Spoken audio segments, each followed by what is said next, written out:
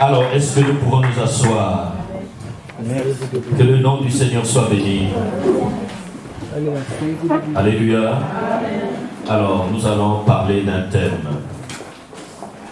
Nous allons parler d'un thème. Bon, malheureusement, il y aurait eu un petit sang, mais Michel a oublié quelque chose, mais c'est pas grave. Il a oublié quelque chose, mais c'est pas grave. Il m'a puni aujourd'hui, parce que je suis venu en retard. Vous voyez, même le pasteur est puni. Michel, lui c'est un bon dictateur. Alléluia. Non mais que le Seigneur te bénisse. Amen. Hein? C'est bien quand on a des enfants comme ça qui suivent. Alors nous allons parler d'un thème que j'ai intitulé, pour ceux qui ont lu sur Facebook, il y a Maman Julie qui avait commenté en disant « Ah, je ne comprends pas cette histoire ». Il y a des gens qui m'ont appelé, il y a des gens qui m'ont posé des questions depuis Brazza, des gens qui ont vu le thème, il y en a qui ont dit « Mais qu'est-ce qu'il veut nous raconter là ?» Alléluia. Alors le thème que nous allons aborder, je l'ai intitulé « Tu me manques ». Tu me manques. Alors qui a déjà dit dans sa vie « Tu me manques » ? Qui a déjà dit dans sa vie tu me manques? Maman Mylène a déjà dit tu me manques. Tu l'as déjà dit à qui? À ta mère, hein? À ta mère. Qui d'autre? Et toi tu as déjà dit à qui? À ta maman. Maman, donc Jessica, plus d'une fois déjà dit tu me manques. Maman Julie, tu as déjà dit tu me manques? À beaucoup de gens. À Papa Elian. Papa Elian, si tu me regardes, tu manques à maman. Parce que tu as déjà dit tu me manques. Mélodie, est-ce que tu as déjà dit tu me manques? Souvent. Ah, à qui? Tu dis ça à qui? Surtout à ma chérie. Ah! Alléluia. Amen. Alors, tu me manques. C'est ce que nous disons lorsque tout va mal. Lorsque nous avons beaucoup d'interrogations, lorsque nous nous posons beaucoup de questions, lorsque nous manquons de tout. Il y a même des gens qui ont dit à leur voiture, tu me manques. Alléluia. Il y a même des gens ici en France qui ont dit à leur chien, tu me manques. Il y a des gens qui ont pleuré comme jamais ils ne l'ont fait parce que leur chien venait de mourir. Alléluia. Il y a des hommes et des femmes, lorsque l'autre s'en va en vacances, à peine ils se sont séparés à l'aéroport, il lui dit déjà, chérie, tu me manques déjà. Et dès lors que l'autre arrive dans le territoire où il devrait arriver, le téléphone sonne. Quelquefois, l'homme ou la femme dans l'avion envoie un message, vous dit tu me manques. Comment? Ah, donc toi tu dis Angélique tout le temps. Amen, il faut que quelqu'un vienne vous séparer. Alléluia. Dans le nom de Jésus. Ah oui, il faut que quelqu'un vienne vous séparer. Vous avez déjà mûri. Moi j'ai besoin d'avoir des petits-fils. Alléluia. Il y a Jonathan qui nous disait, mais je ne comprends pas les parents. Et quand ils voient un enfant grandir, ils commencent à se dire, mais quand est-ce que j'aurai des petits-fils? Ben c'est normal. Non, Jonathan. Bon, pour toi, c'est pas encore le moment. Alléluia. Alors, si vous lisez dans les psaumes 22, on va pas le lire, mais vous allez lire à la maison. Le psaume 22 et le psaume 42. C'est notre bien-aimé le psalmiste David qui parle. Il était arrivé à un moment dans sa vie où tout allait mal. Tout allait mal. Et il commençait à se plaindre. Parce que c'est un homme qui était habitué à la présence de Dieu. C'est un homme qui aimait Dieu. Et en en aimant Dieu, Dieu lui faisait grâce de voir sa main dans sa vie. Vous savez, lorsque on fait de notre Dieu notre Seigneur et notre Sauveur, à ce moment-là, sa main se manifeste dans notre vie. Mais il peut arriver à un stade donné dans notre vie où nous avons l'impression que Dieu n'est plus là. Où nous avons l'impression que Dieu ne nous aime plus. Et là, comme David, nous nous posons des questions. Seigneur, où es-tu? Seigneur, tu me manques. Seigneur, je me souviens de ce que tu as fait dans ma vie. Tu as fait des grandes choses. Il y a des gens, lorsqu'ils parlent de Dieu, ils parlent au passé. Parce qu'il fut un temps où Dieu a agi dans leur vie. Il fut un temps où Dieu s'est manifesté. Mais au fur et à mesure, quand ils évoluent dans la société, ils se rendent compte que c'est comme si Dieu a fermé son robinet. C'est comme si Dieu ne pouvait plus rien faire. Donc les psaumes 22, 42, vous allez le lire. Ça va être votre travail, votre devoir de la semaine. Vous allez les lire et méditer dessus. Mais nous allons lire un passage qui est très court. C'est les psaumes 63, verset 2. Psaume 63, verset 2. On attend. Verset 2. Ainsi je contemple dans le sanctuaire pour voir ta puissance. Alors, ça doit être, dans cette version-là, ça doit être le verset, je crois... Essayez de mettre le verset 1. Parce que la version qui est sur Open Sang là, mets un peu le verset 1. Bon, on va commencer par là.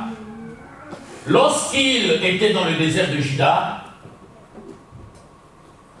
ô Dieu, tu es mon Dieu, je te cherche, mon âme a soif de toi, mon corps soupire après toi, dans une terre aride, desséchée, sans eau.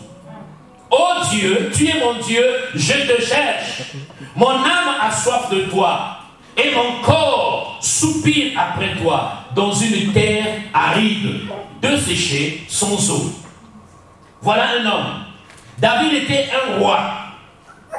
Et pourquoi il est devenu roi? C'est parce que c'est Dieu lui-même qui l'avait oint. C'est Dieu lui-même qui l'avait choisi. Et toi, tu es devenu chrétien. Tu as donné ta vie à Jésus. Tu es devenu chrétien. La Bible dit que si tu es devenu enfant de Dieu, ce n'est pas parce que tu l'as voulu, mais c'est parce que tu as reçu Jésus dans ta vie. Et Jésus t'a donné le pouvoir de devenir enfant de Dieu. Et lui, en tant que roi, il arrive à un stade de sa vie où il pensait que son âme avait soif de Dieu et que son corps soupirait après Dieu. Et il était comme dans une terre aride, le désert, le moment d'angoisse, l'endroit où beaucoup de questions se posent. Il y a une maladie qui est là, qui demeure. Il y a quelque chose qui est là, qui demeure. Et là, on se pose des questions. On voit les autres témoigner. On voit les autres danser.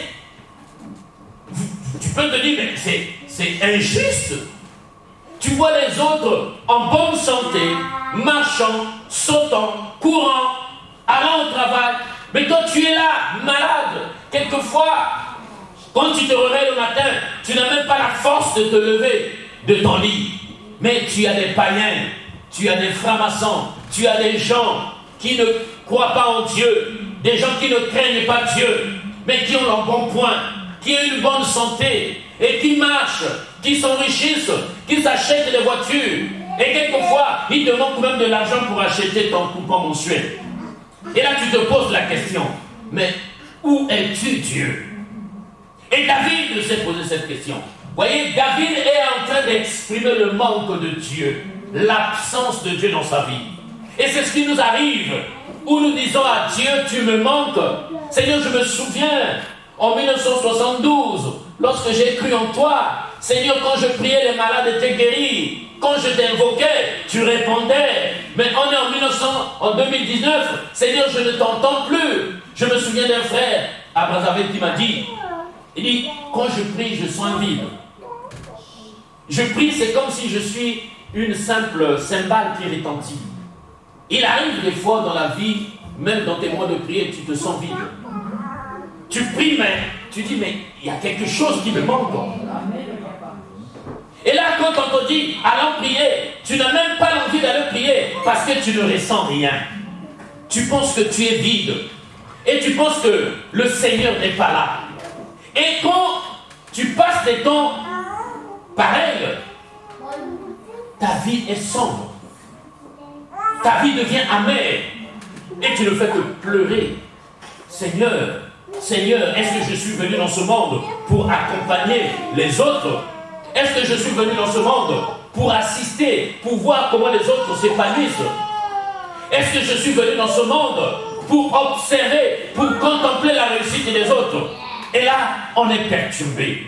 Même notre bien-aimé Jérémie, dans le livre des Lamentations, au chapitre 1 et au verset 16, il avait parlé comme David. Il dit, c'est pour cela que je pleure. Mes yeux fondent en larmes, car il s'est éloigné de moi. Celui qui pourrait me consoler, celui qui aurait pu me redonner des forces. Mes fils sont désespérés, car l'ennemi est puissant. Même Jérémie, c'est à l'époque de Jérémie que Israël a été ramené en Babylonie, en captivité. Et quand il a observé cela, il s'est posé des questions. C'est pour cela que ce livre s'appelle les Lamentations. Vous voyez, il y a des gens qui ont appelé leur vie lamentation. Parce que du matin au soir, ils ne cessent de se lamenter, ils ne cessent de pleurer, ils ne cessent de gémir, parce qu'ils ne voient rien se passer dans leur vie. Ils se posent des questions. Et là, Jérémie s'est dit, mais nous avons l'Éternel. Pourquoi est-ce que Israël se retrouve captif en Babylonie? Pourquoi? Il y a des choses qui se passent dans nos vies qui nous poussent à nous poser beaucoup de questions. Mais bien aimé, pourtant cette façon de parler est une belle preuve que nous aimons Dieu. Alors cela peut être contradictoire. Un homme qui pleure, un homme qui dit à Dieu, tu me manques, je ne vois plus ta main, je ne te sens plus dans ta vie. En fait, cet homme-là aime Dieu. Alléluia. Ah, tu n'as pas compris. Et quand tu dis à ta femme tu me manques, est-ce que tu... c'est pas parce que tu l'aimes? Quand tu dis... quand je dis pars ou toi tu pars, vous dites tu me manques. C'est pourquoi?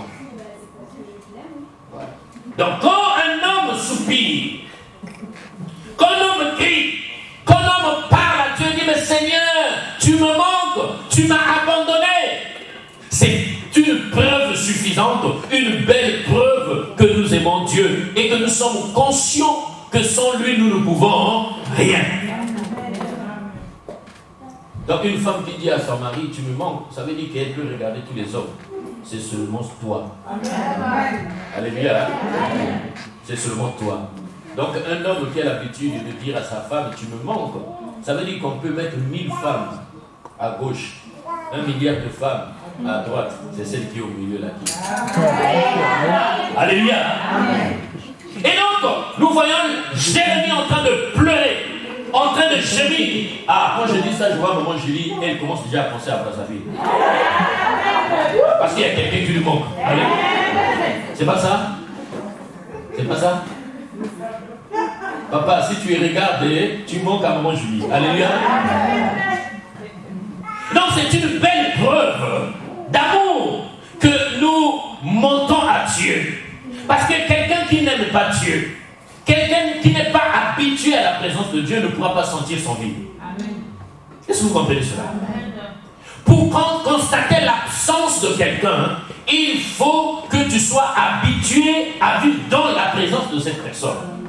Et c'est pour ça que vous allez voir des gens. Si tu es frère, si tu vas, tu fais 2 jours, 4 jours, 5 jours, ta femme ne t'appelle pas, c'est que tu es en danger. C'est que ton absence ne lui dit rien. Est-ce que vous comprenez cela? Pour que quelqu'un puisse se sentir en manque, il faut qu'il soit habitué, il faut qu'il aime la présence de la personne qui lui manque. Donc lorsque tu dis à Dieu que tu me manques, ça veut dire que tu aimes sa présence et que lorsqu'il n'est pas là, tu es mal. Alléluia. Sentir la présence de Dieu est le signe que nous avons soif de lui. Et quand tu ne sens pas sa présence, cela témoigne également que tu as soif. Parce que tu sens qu'il y a quelque chose qui ne va pas. Et ce qui va te pousser à parler ainsi, c'est le Saint-Esprit qui va te pousser pour que tu puisses gémir, pour que tu puisses parler, pour que tu puisses dire, Seigneur, tu me manques. Est-ce que tu l'as déjà dit au Seigneur? C'est curieux, hein? J'ai posé une question expressement. Tout le monde m'a dit oui. J'ai dit, quand Jélie n'est pas là, j'ai dit, tu me manques. Notre frère Obéir dit oui, quand Agni n'est pas là, tu me manques. Oui, c'est bien. Mais je n'ai pas entendu quelqu'un dire que j'ai déjà dit ça à Dieu. Alléluia. Ce que vous avez dit est vrai. Hein? Je ne vous condamne pas. Hein?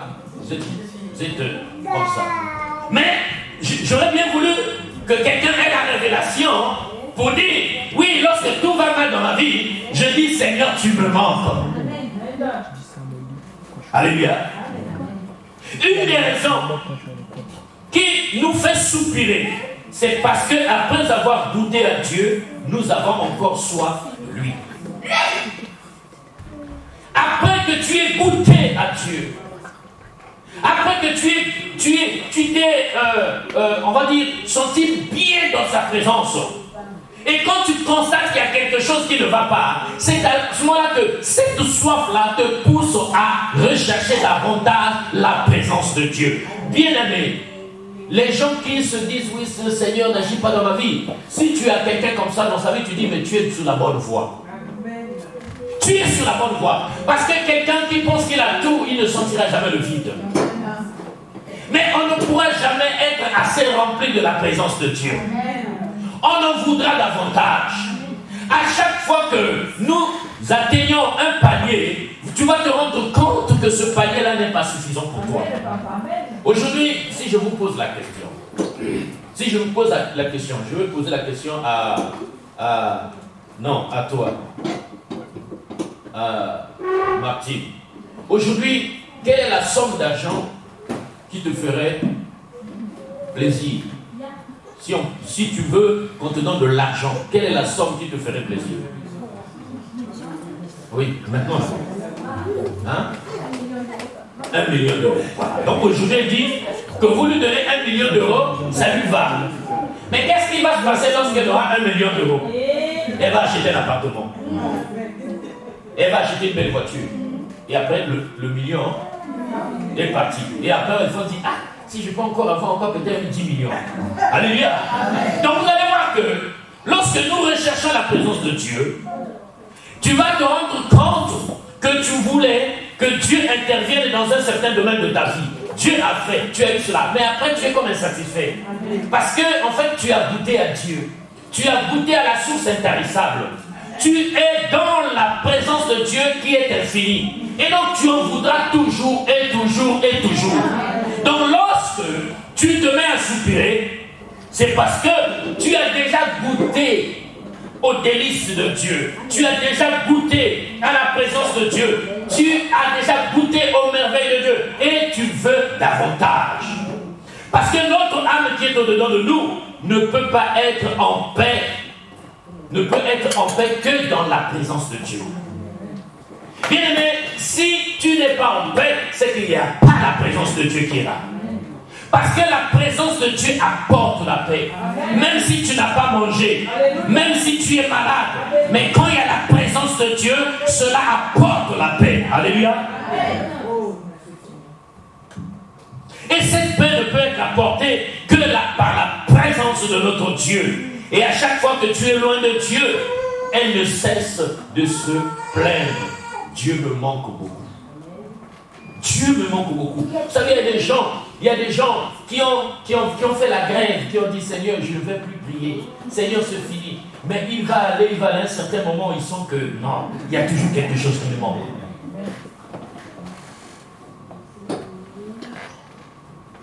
Hein, c'est comme un homme qui fait des caprices à sa femme. Il ne parle pas à sa femme et puis à un certain moment, il trouve des occasions pour lui parler. Alléluia. Toi, tu te reconnais? Frère Judas, tu te reconnais? Ah, frère Judas, frère Obéi, tu te reconnais? Tu sais, on fait des caprices, nous les hommes, on fait les caprices à la femme. Et la femme aussi, elle est là. Et toi, mais après, tu dis, ouais, c'est insupportable. Tu veux maintenant créer des formules pour lui parler. Alléluia. Quand tu commences à te poser cette question, sache que tu es sur la bonne voie. Et le fait de se poser cette question, ce n'est pas un péché. Il y en a qui pensent que quand je commence à me poser des questions, tu me montres que ça devient un péché. Non, tu es en train de prouver que tu aimes Dieu. Alléluia. 1 Pierre 2, verset 2 dit, désirez comme des enfants nouveau-nés le lait spirituel et pur, afin que par lui, vous croissiez pour le salut. Si vous avez goûté que le Seigneur est bon, aspirez, bien-aimé. Il faut que tu puisses de temps en temps dire à Dieu, tu me manques. Seigneur, tu me manques. Seigneur, le royaume me manque. Parce que celui qui est animé par l'Esprit de Dieu, il a le souvenir de l'éternité. Et quand c'est le cas, il prie et dit, Seigneur, tu me manques. Quand tout va mal dans sa vie, nous sommes réellement quand nous faisons le choix de nous éloigner de Dieu. Il y a des gens qui disent, Seigneur, tu m'as abandonné. Seigneur, tu es trop loin de moi. Mais l'une des raisons, c'est parce que nous avons fait le choix de nous éloigner de lui. Rien sur la terre ne pourra te satisfaire si ce n'est être dans la présence de Dieu.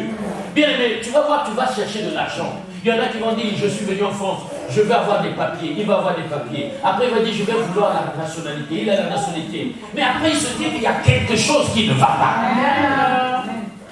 Il y a un manque, il y a un vide. Mais ce vide-là, c'est l'absence de la présence de Dieu.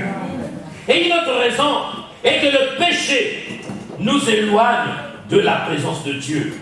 Et quand le péché nous éloigne de la présence de Dieu, nous devenons nostalgiques.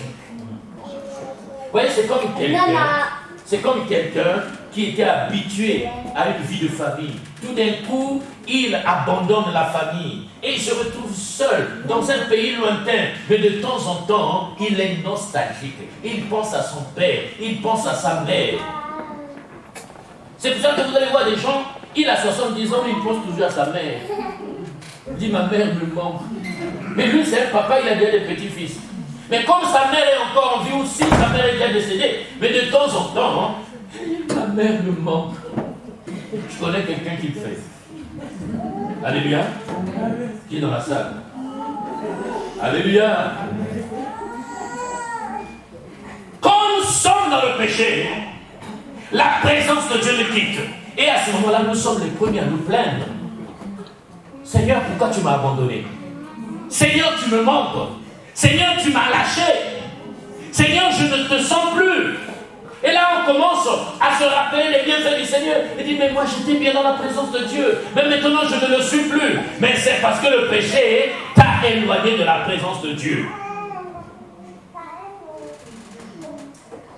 Et quand nous disons cela, quand nous disons, Seigneur, tu me manques, mais aussi quelqu'un qui dit, tu me manques. Nous disons à Dieu, tu me manques, parce que nous ne voyons plus sa main, parce que nous nous sommes séparés de lui, parce que nous avons fait le choix du péché. Mais pendant que nous disons cela, quelque part, il y a aussi quelqu'un qui dit, tu me manques. Alléluia. Quand on lit dans le livre de Genèse, au chapitre 3 et au verset 9, la Bible dit que Dieu va poser la question à Adam. Adam, où es-tu? Adam, où es-tu? Alléluia. Alors, quelqu'un qui peut te poser la question de savoir où es-tu, il y a deux raisons. Soit parce que la personne veut te contrôler, donc la personne veut tout savoir de toi, soit c'est parce que tu lui manques. Mais dans le cas d'espèce, quand la Bible nous dit que Dieu pose la question à Adam, il appelle Adam, il dit, Adam, où es-tu? Parce que la Bible dit que chaque jour, C'était pendant la brise du soir. Dieu descendait dans le jardin pour aller à la rencontre de l'homme. Ce n'est pas l'homme qui allait à la rencontre de Dieu, mais c'est Dieu qui descendait pendant la brise du soir, et là il venait chercher l'homme. Et quand il trouvait l'homme, il passait des temps agréables avec l'homme. Mais il y eut un soir où Dieu va descendre, il trouve que le siège sur lequel s'asseyait Adam était vide. Et quand il a vu cela, il a appelé Adam. Il dit, Adam, où es-tu? Tu me manques. Bien-aimé, laisse-moi te dire cet après-midi, pendant que tu pleures, pendant que tu gémis, parce que tu penses que Dieu te manque, mais pendant que Dieu te manque, Dieu aussi est en train de pleurer, et il dit, tu me manques. Tu me manques. Parce que les sentiments que nous avons, nous les avons hérités de Dieu. Si toi, tu peux avoir mal dans ton cœur, sache que Dieu aussi, il peut avoir mal dans ton cœur. Sache que, bien-aimé, si tu penses que tu as mal parce que Dieu n'agit pas, Dieu aussi a mal parce que tu lui manques, parce que tu t'éloignes de lui. Il dit, Adam, où es-tu? Et Adam dit, je me cache. Il dit, mais pourquoi tu te caches? Il dit, parce que je suis nu. L'éloignement l'a éloigné de la présence de Dieu. Dieu a créé l'homme et l'a placé dans le jardin. Il venait à sa rencontre parce que Dieu aime l'intimité, car il veut partager son cœur et transmettre son caractère à l'homme. Bien-aimé, Dieu veut avoir une intimité avec toi pour te communiquer son cœur et te transmettre son caractère. Pour que tu puisses le ressembler. Il y en a qui disent, oui, je suis créé à l'image et à la ressemblance de Dieu. Mais bien aimé, en tant qu'humain comme ça, c'est pas ça. C'est la nature qui est en nous. Mais cette nature doit nous être communiquée lorsque nous sommes dans sa présence. Amen. Dieu a besoin de nous communiquer son cœur. Adam se cachait parce qu'il avait honte de lui-même. Adam se cachait parce qu'il avait honte de lui-même. Il dit, mais j'ai fait des bêtises. Vous savez, quelquefois, lorsque nous nous éloignons de Dieu, ce n'est pas parce qu'on pense que Dieu est méchant, mais c'est parce que soi-même, on pense qu'on a failli. Parce qu'on se dit, mais qu'est-ce que j'ai fait? Quelle bêtise j'ai fait? Et là, on se reconcrétise sur soi. Et là, on se éloigne de Dieu. Et c'est ce qui s'est passé dans la vie de Adam. Il s'est caché parce qu'il avait honte. Et Dieu, dans son amour, il va le chercher.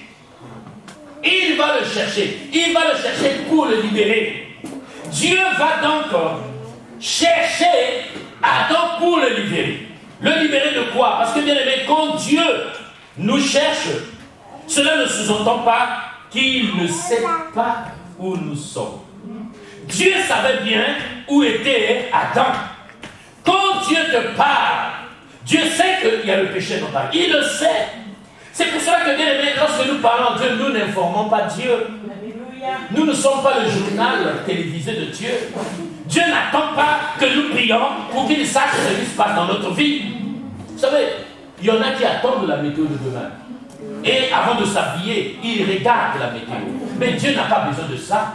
Avant même que tu pêches, Dieu sait que tu vas pécher. Et lorsque tu as péché, quand tu te caches, Dieu sait que tu as péché. Même si tu le caches, même si tu le masques. Parce qu'il y a des gens qui sont spécialistes pour masquer leur péché. Ah oui.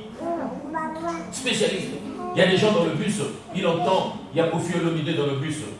Et là, tout d'un coup, mais c'est l'air, dès que les gens voient, Alléluia.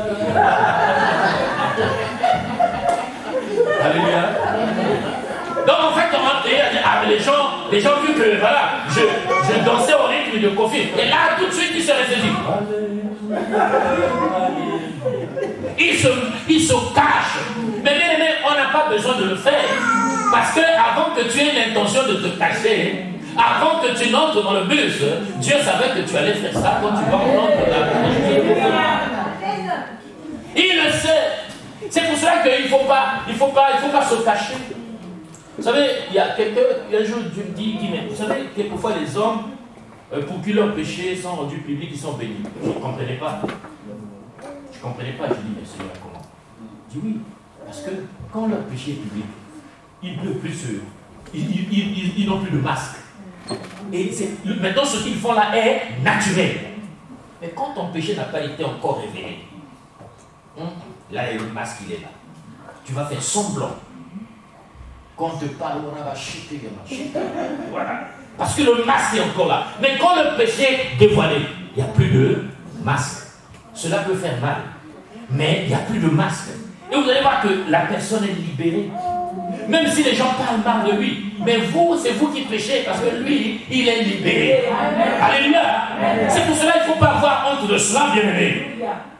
Et quand Dieu cherchait Adam, c'est pas parce qu'il ne savait pas où était Adam, mais il cherchait Adam pour que Adam lui-même puisse se retrouver. Ah oui, parce qu'il était perdu. Il ne savait plus où il était. Il ne savait plus quoi faire. Mais Dieu lui disait, tu me manques, il faut que tu reviennes à la source. Et si je t'appelle, ce n'est pas pour te condamner. Si je te dis que tu as péché, ce n'est pas pour te condamner, mais c'est pour que tu sois délivré de toi-même. C'est pour que tu sois libre de toi-même. C'est pour que la culpabilité puisse quitter ton cœur. C'est pour que la culpabilité puisse libérer ton cœur. Alléluia. Jésus va dire un jour, il dit, je m'en vais auprès de mon Père, et là-bas, je vous préparerai des places. Afin que là où je sois, que vous y soyez aussi. Donc le désir de Christ, c'est que nous puissions être là où il est. Ça veut dire que si tu n'es pas à côté de Christ, tu lui manques. Et c'est comme si l'œuvre qu'il a faite à la croix ne sert à rien. Imaginez-vous, bien aimé, un seul instant, Jésus-Christ a accepté de mourir à la croix pour que nous soyons auprès de lui. Mais quand toi tu n'es pas auprès de lui, il y a un problème. Parce que lui, il se dit, mais je suis allé à la croix donc pour rien. Mais je suis allé à la croix pour que telle personne puisse être à mes côtés. Je suis allé à la croix pour que telle autre personne puisse être enrôlée dans mon royaume. Mais là, la personne n'est pas là. Il prépare des places dans le ciel. Mais il ne souhaite pas y être seul. Parce que Jésus ne pourra pas vivre seul. Jésus était dans le ciel. Nous les humains, on était sur la terre. Et il ne te voyait pas. Mais déjà à cette époque-là, tu lui manquais. C'est pour cela que quand Dieu a dit, qui peut aller sur la terre? Jésus a dit, moi, papa, parce que tu lui manquais. Et il est venu sur la terre. La Bible dit que lui qui est la grâce, il a habité au milieu de nous. Il a marché au milieu de nous. Il était la lumière du monde. Et il est venu, il a accepté de mourir. C'est parce que nous lui manquions. Bien-aimé, Dieu ne peut pas supporter ton absence. Je vais peut-être te scandaliser. Dieu ne peut pas supporter ton absence. Quand tu n'es pas là, il y a un problème. Le cœur de Dieu n'est pas tranquille. De la même manière que lorsque ta femme va en vacances, tous les jours tu l'appelles. Tu fais des WhatsApp tous les jours. Mais Dieu également, quand tu n'es pas dans sa présence, il envoie des frères, il envoie des sœurs, il t'envoie des messages, il te parle par des songes, il te parle par des visions, il te parle par des rêves, parce qu'il veut que tu reviennes à lui. Parce que tu lui manques.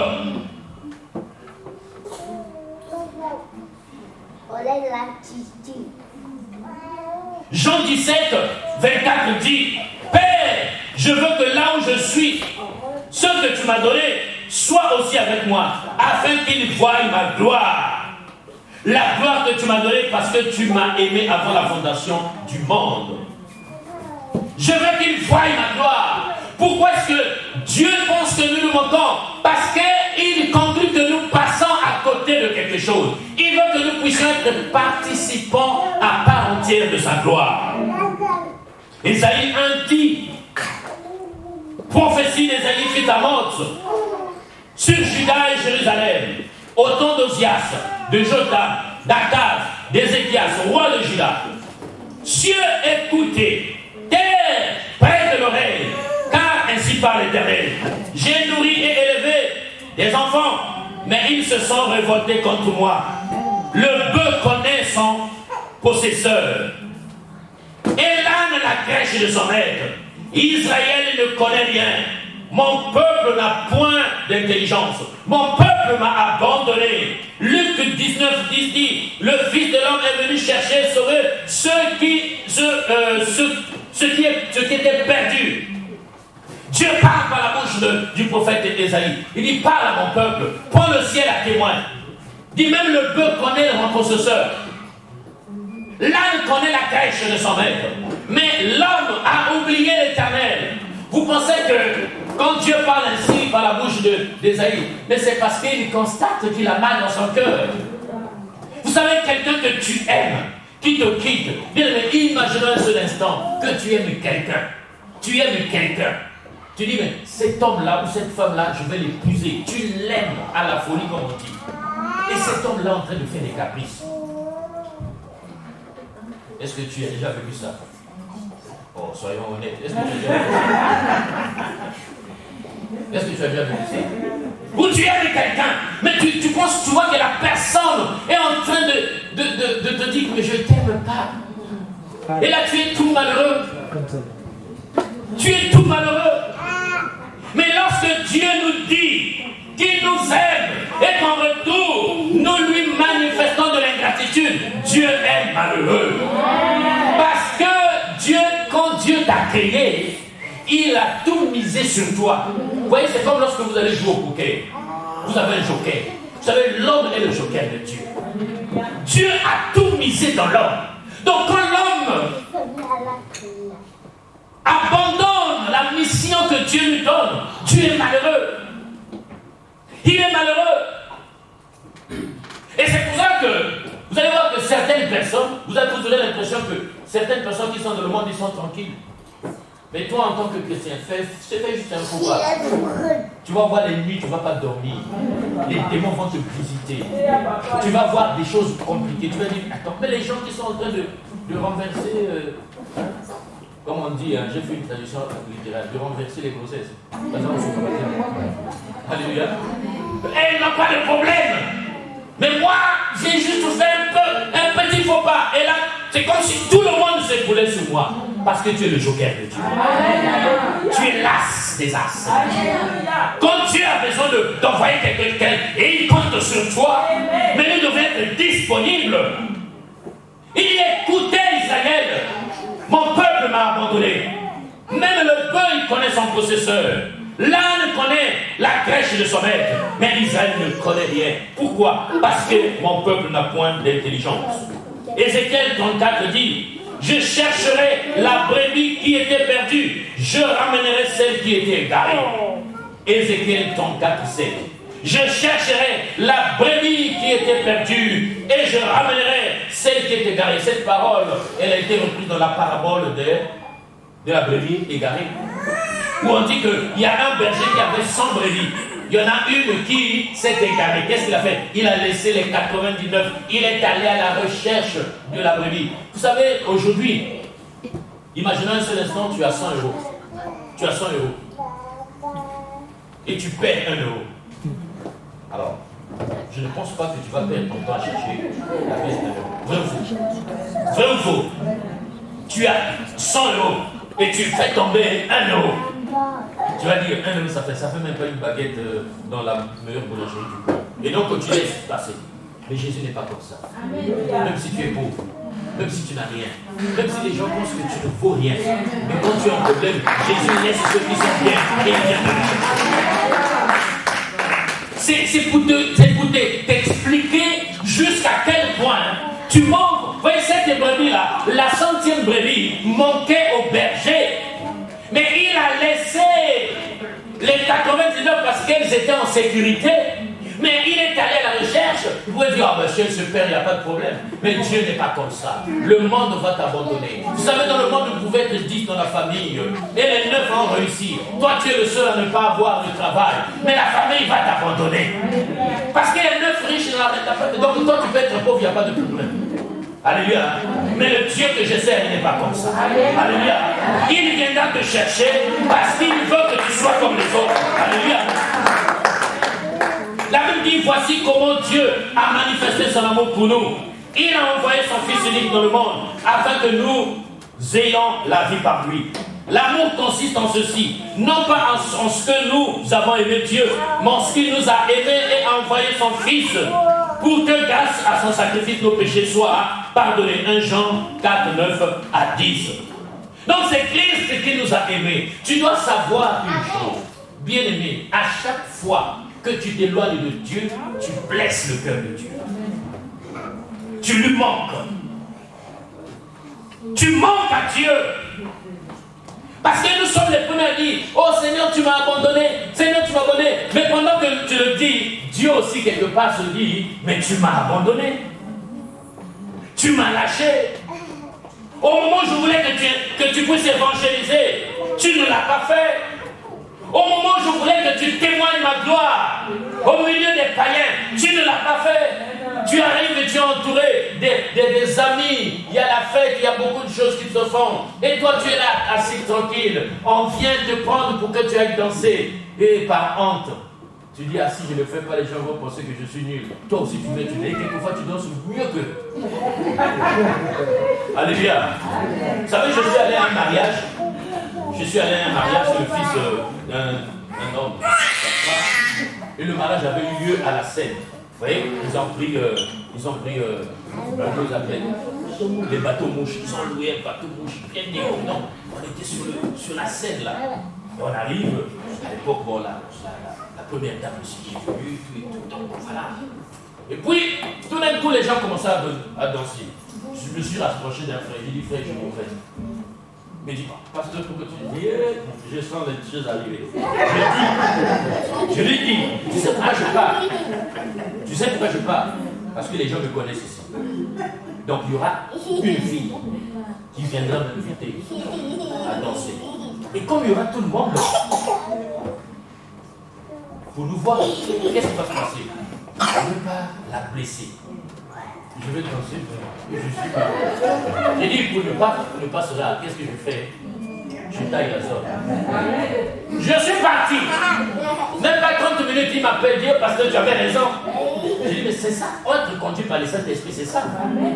Le Seigneur t'inspire. Le Seigneur te révèle des choses que les hommes ne peuvent pas voir.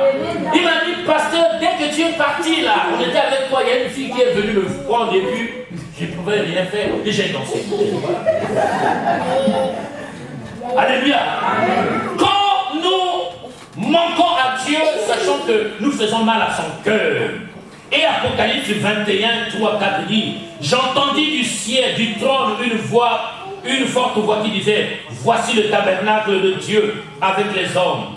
Il habitera avec eux et ils seront son peuple. Et Dieu lui-même sera avec eux. Il essuiera toutes larmes de leurs yeux. Et la mort ne sera plus. Et il n'y aura plus ni deuil, ni cri, ni douleur, car les premières choses auront été disparues. Apocalypse 21, 3 à 4.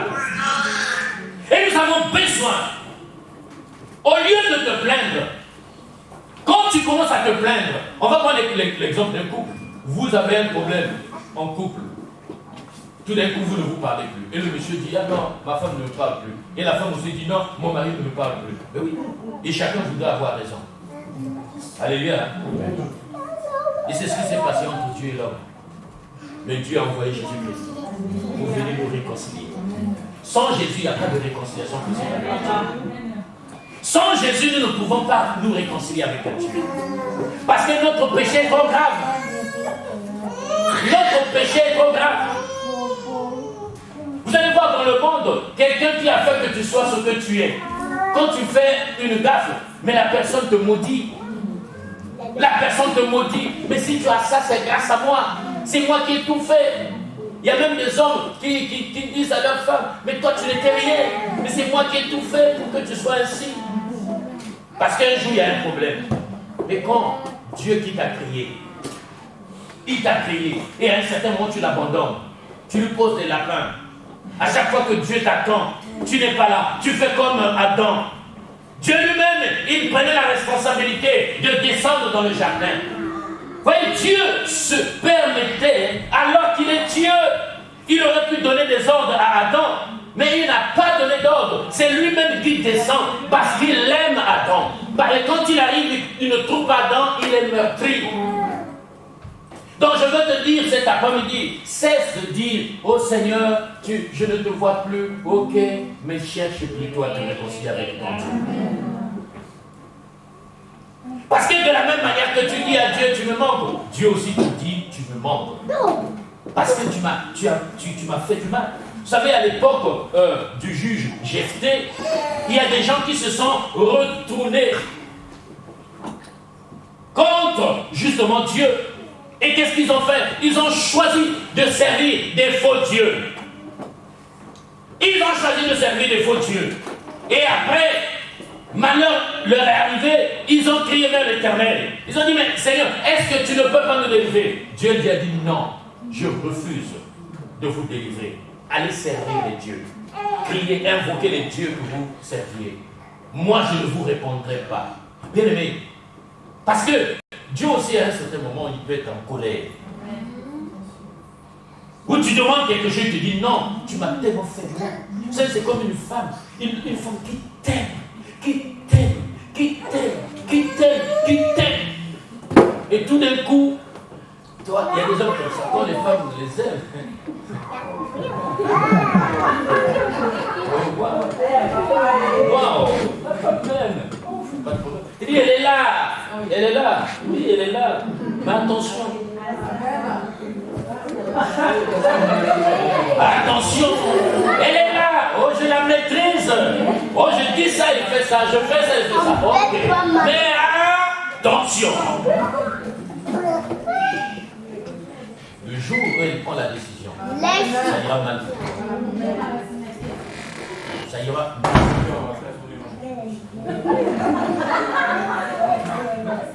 Ça ira mal pour toi. Il y en a qui jouent avec Dieu, le jour où le Seigneur appuie son doigt sur le bouton pause ou stop, c'est fini. C'est fini. Vous savez, les gens qui ont été tellement déçus en amour, à un certain moment, ils ne croient plus en amour. On vient pour lui proposer le mariage.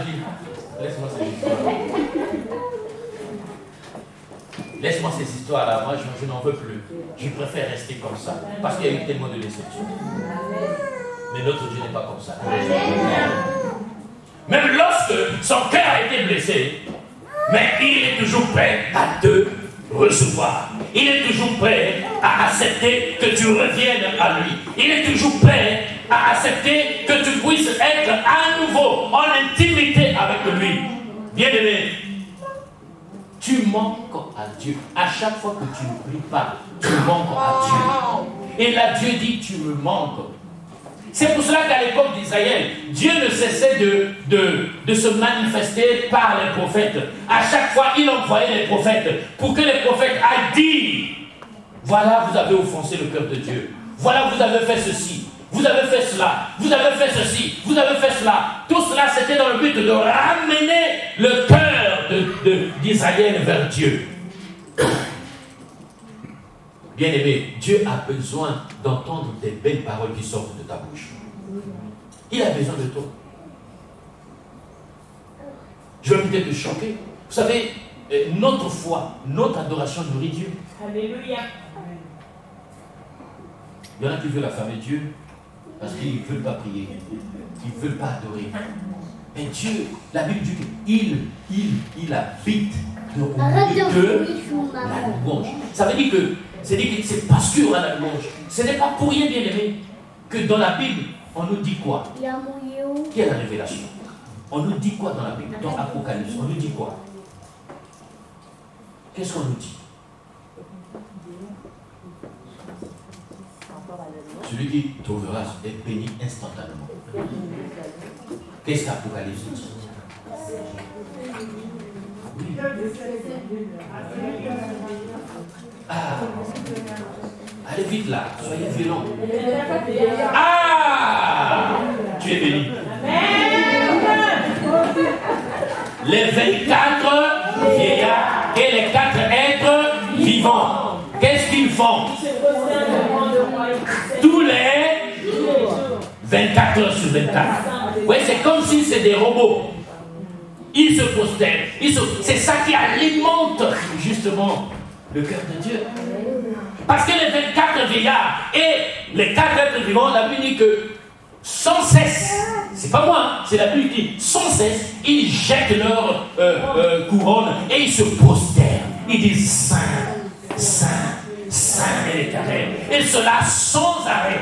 Sans arrêt. Donc quand Dieu est dans sa chambre, les 4 êtres vivants, les 24 vieillards, même lorsque Dieu n'est pas là, ils ne cessent. C'est pour cela que dans le tabernacle, la Bible dit que dans le lieu saint, il y avait quoi? Il y avait le chandelier. Et dans le chandelier, il y avait quoi?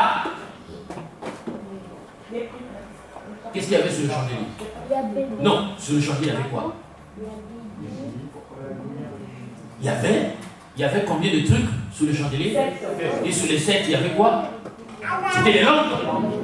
Et on disait que le matin et le soir, on venait mettre quoi? De l'huile. Pour que la flamme ne s'éteigne point. La flamme, c'est la présence de Dieu, c'est l'image de la présence de Dieu, c'est la symbolique même de l'adoration. Pour qu'elle ne manque pas. Donc lorsque la flamme s'éteint dans le tabernacle, c'est l'obscurité qui arrive. Et c'est le chandelier qui éclairait toute la pièce. Là où il y avait quoi? L'arche de l'alliance. Donc là où il y avait la présence de Dieu. Donc la lumière devait être, donc l'adoration devait être auprès de la présence de Dieu. Et donc nous sommes des lampes vivantes. Tu es un chandelier vivant. Et tu dois... Vous voyez, sur le chandelier, il y a 7. Sur le chandelier, il y a 7 lampes. Et la semaine a combien de jours? Donc ça veut dire une lampe par semaine. Et oui, ce est prophétique, bien aimé. Il y a des choses que nous ne comprenons pas. C'est pour cela que lorsque tu passes un seul jour, tous, tout le monde, apôtre, pasteur, lorsque tu passes un seul jour sans prier, tu as éteint une lampe.